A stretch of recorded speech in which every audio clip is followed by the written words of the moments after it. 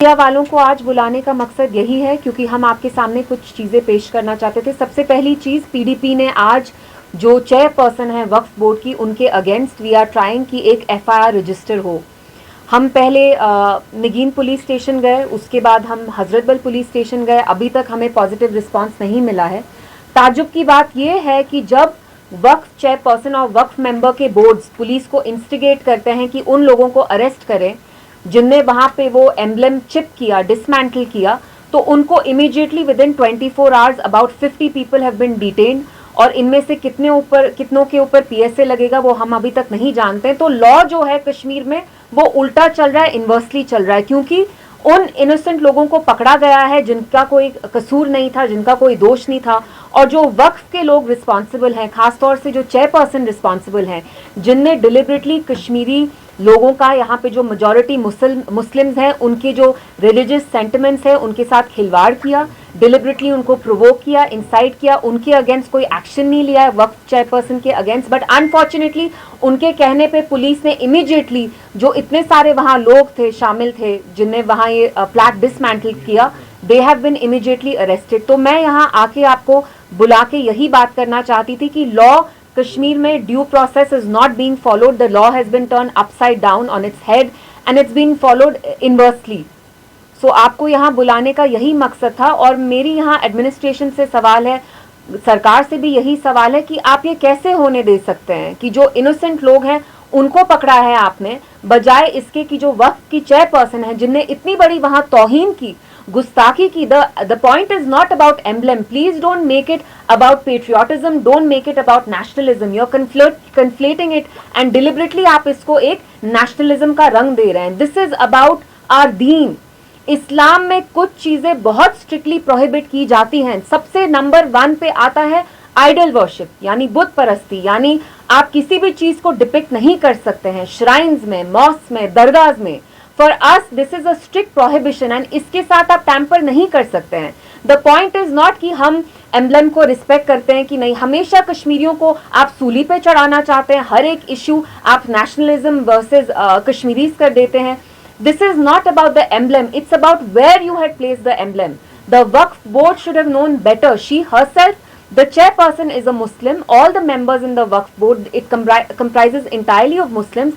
What is shocking is the fact that they did this despite the fact that they know our religion। क्या उनको इस्लाम का इल्म नहीं है, हमारे दीन के बारे में पता नहीं है? इसलिए यहाँ पे आपको बुला के हम इसी के बारे में बात करना चाहते थे।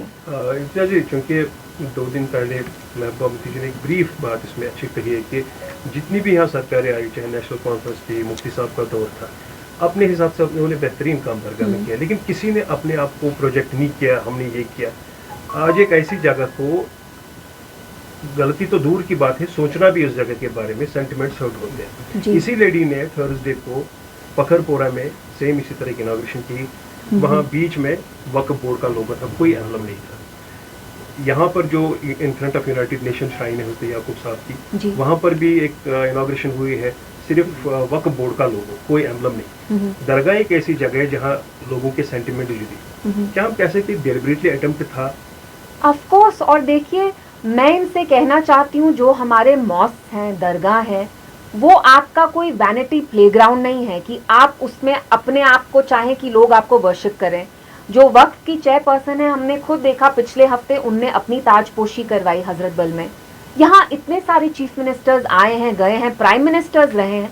आप मुझे एक पिक्चर दिखाइए जब किसी की ताजपोशी हुई है कि उनके सर पे किसी ने उनको क्राउन, मतलब like it's like she is being anointed as a queen.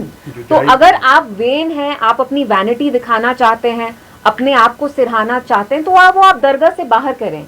Please don't use our दरगाहs as a playground to for your own vanity sake. You know, we are not, हमारी दरगाह यहाँ इसलिए नहीं बनी है ताकि आप जाके वहाँ अपनी ताजपोशी करें। Please don't speak at the back. And जैसे आपने राइटली पॉइंट आउट किया, बाकी जगह एम्बलम नहीं यूज हुआ। हम भी यहाँ आए हैं, पीडीपी की सरकार बनी है, एनसी की सरकार बनी है, मतलब आप अपनी ईगो को बड़ा बना रहे हैं, खुदा ना खास्ता अल्लाह ताला से बड़ा आप करना चाहते हैं। ये तो हम एक्सेप्ट नहीं करेंगे, क्योंकि हमारे लिए सबसे बड़ी चीज़ हमारा दीन है। आप अपना पॉलिटिक्स हमारे दीन पे करेंगे, ये हमें मंजूर नहीं है। And we will not allow any kind of vanity project. और मैं स्पेशली अपील करूंगी हमारे जो प्राइम मिनिस्टर साहब हैं मोदी जी से कि आपके जो यहाँ बीजेपी के मेंबर्स हैं वो अपना कल्ट बनाते बनाते इतने वेन हो गए हैं कि अब वो हमारे दीन पे तौहीन कर रहे हैं, गुस्ताखियां कर रहे हैं, और ये गुस्ताखी हम किसी भी तरीके से we will not accept it. और मेरी मोदी जी से, अमित शाह साहब से यही अपील होगी कि जल्द से जल्द जो आपने FIRs लॉन्च किए हैं आप प्लीज विड्रॉ करिए। कश्मीर में आप बार बार ऐसी चीजें कर रहे हैं जिसकी वजह से यहाँ के लोगों के साथ जो एलियनेशन है आपका, जो प्राइम मिनिस्टर साहब कहते हैं दिल की दूरी और दिल्ली की दूरी, वो बढ़ रही है। अगर आप ये दूरियां कम करना चाहते हैं तो इमीडिएटली ये जो 50 लोगों के अगेंस्ट आपने FIR रजिस्टर किया है, डिटेन किया है, please withdraw that immediately. And जो वक्फ की चेयरपर्सन है, an FIR should be launched against her and she should immediately be terminated from her position as the Waqf chairperson.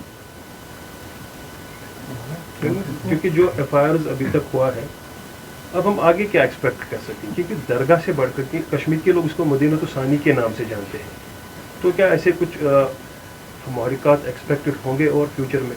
क्योंकि दरगाह तक ये पहुंच गए हैं, तो बीजेपी ने कहा, एंटी नेशनलिस्ट भी कहा कि बोला एम्बलम किसी भी जगह जा सकता है, ये हमारा रेस्पेक्टेबल चीज है। और नहीं, it is not about the emblem. Kashmir में, जम्मू कश्मीर में कितनी इनॉग्रेशंस हुई हैं, कितने प्लैक्स लगे हैं, कितने ये लगे हैं इनॉग्रेशन के जो बोर्ड्स होते हैं, लेकिन दरगाह के अंदर अगर आप इनॉग्रेशन बोर्ड लगा रहे हैं, सबसे पहले आपको दरगाह में भी क्रेडिट लेना है, फिर ऊपर से आपको एक एम्बलम लगाना है। It is not about the Indian emblem, it is about the fact that in Islam any kind of physical depiction, representation, idol worship, carving, the physical representation, manifestation of living beings, animals is banned. It is prohibited. हमारे दीन में इसको शिर्क कहा जाता है। ये सबसे बड़ी तौहीन है, गुस्ताखी है। अगर एम्बलम के बदले कुछ और भी वहां प्लैक पे होता तो इन लोगों का वही रिएक्शन होता, बजाय इसके कि आप हमारे जज्बात समझे, हमारे रिलीजियस सेंटिमेंट समझे, आप ऊपर से हमें ही पुलिस थाने में लेके हमारे अगेंस्ट FIR कर रहे हैं। जो चेयरपर्सन है उसके अगेंस्ट कोई इंक्वायरी नहीं हो रही, वो प्रेस कॉन्फ्रेंस देती है और विद इन 24 आवर्स आप उनके ऑर्डर्स पे, वो कौन है? Have people elected her? Is she an MLA? Is she an MP? Is she an elected member of any house here? She is not. So I appeal to the prime minister कि prime minister साहब, आपने हमेशा कहा है दिल की दूरी और दिल्ली की दूरी, दिल की दूरी और दिल्ली की दूरी यहाँ ऐसे दूर नहीं होगी कि आप हमारे दीन के साथ यहाँ पे ऐसा खिलवाड़ करेंगे, गुस्ताखी करेंगे। Please immediately have this woman removed. We can not encourage such kind of vanity projects. So do you think National Conference demand is genuine that this lady should be stepped down as soon as possible?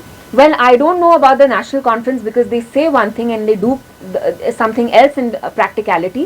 But as far as the PDP is concerned, our party members have approached 2 police stations since morning, and I must place it on record that the police, Jammu Kashmir police, is extremely apprehensive. They don't want to file an FIR against her. And if they fail to do that, if they fail to discharge their duties, then we are going to be approaching the Honorable Court. We'll be approaching them very soon. Madam, would you like